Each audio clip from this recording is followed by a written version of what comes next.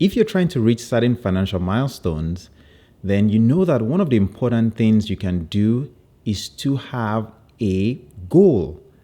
And it sounds easy, but not a lot of us do that. And I've been there myself, in which we set out to achieve a certain goal, but we do not have any plans in place. We do not have certain short-term goals, medium-term goals, and long-term goals along the way to guide us and show us if we are actually walking in the right direction or not. Well, in this video, I'll be touching on that, and I would want to share some tips with you that could help if you are trying to reach certain milestones financially.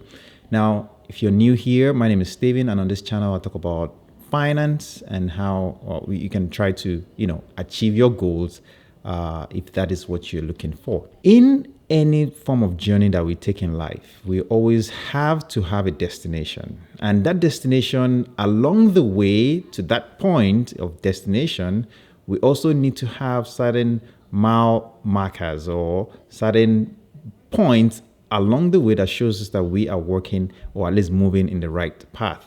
Now, if you go on a journey without a map and you do not know how to identify your progress or at least track your progress along the way, then how would you know you've arrived at your destination? The truth is, you would know, because if you just, wander around and get lost, you won't know if you're walking in the right direction or not. So the first thing is, let's have a goal. Let's set a point that we want to attain, whether it's short term, whether it's medium term, or whether it's a long term goal. Once that goal is set, then we can move to the next point, which is our ability to track our progress.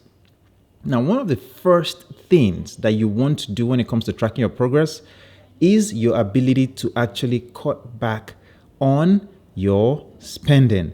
In order to reach any financial achievement, there has to be sacrifices made along the way.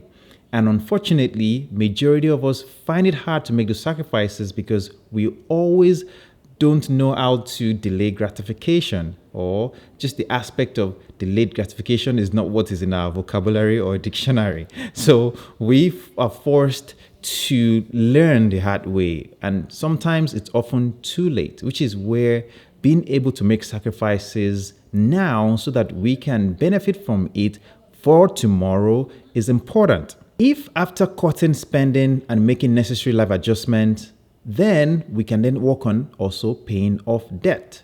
Debt is something that we always want to avoid, but some of them can be quite difficult to avoid.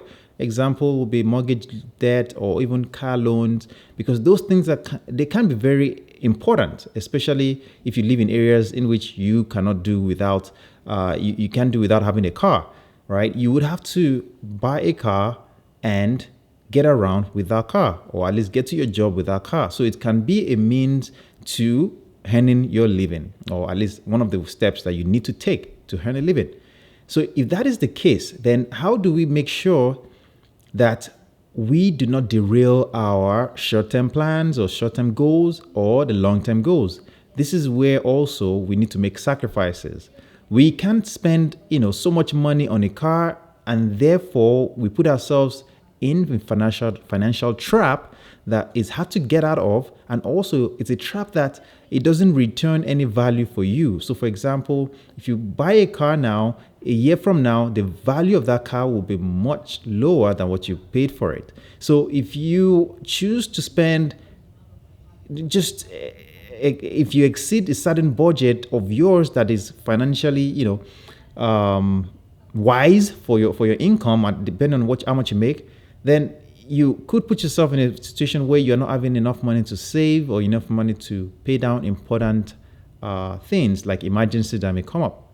So make sure that whatever you put your money on in terms of a car is not something that's too expensive. Whether it's a house, make sure it's not something that is too expensive for you to afford. The next point is automate this process. Try to make this process very seamless, in which you are not having to be involved in it. You don't have to remember, because remember, things will happen in your life, distractions will come up, events will come up, and if this process isn't automated, a month will go by, 2 months will go by, and trust me, your mind is in a total different direction.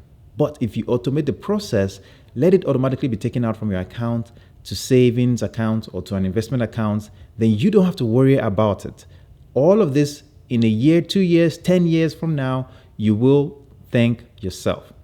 Now, how do we then measure our progress along the way? The first point to start with is your short-term goal. If your short-term goal is to save, let's say $1,000, then that is something that you can start with by, say, automating $100 every week or $100 every month, depending on how much you earn. If your short-term goal is to save $10,000, then if you can automate $100 every week or $1,000 every month, then at least in the 10-month period that it has taken you, you can see how well you've done. That's one, which will be motivating to encourage you to continue with the process. But also, you can also see how you can adjust financially, in the sense, if I want to speed up this process, what can I do to speed it up? So instead of me saving $1,000 every month, then maybe I can save $1,200 every month. That will make a huge difference over the next 10 months again, and you adjust from there. Then we move on to our medium-term goals. Your medium-term goal could be, okay, let's assume that your short-term is to save 10,000. Your medium-term could be, I want to get to 50,000 before a certain time. The reason why you are saving for that 50,000 needs to be established. For example, if your goal is to have that in a retirement account, then that might be a good thing, right? If your goal is to have that money invested, that is a good thing. But remember, there should be a goal along each mile point, or along each goal point. Because if there is no stated goal for that money, what will end up happening is you reach that point and then you feel like, well, I've saved this, so then what? Which could then cause you to either spend it on something that makes no sense at all, or on something that isn't worth it at all. So that's why you want to make sure that you have a specific goal for each target. Okay, you have a specific, so for each goal, you have a specific reason for reaching it. That would encourage you to be more motivated. That would encourage you to spend your money wisely after reaching that goal. And of course, this would help you to achieve your long-term goals as well. I hope that this has been beneficial to you. If you have found value in it, please don't forget to drop a like. Don't forget to subscribe to the channel. I wanted to share this information because I believe that a lot of people do not realize how important setting goals are for your financial future.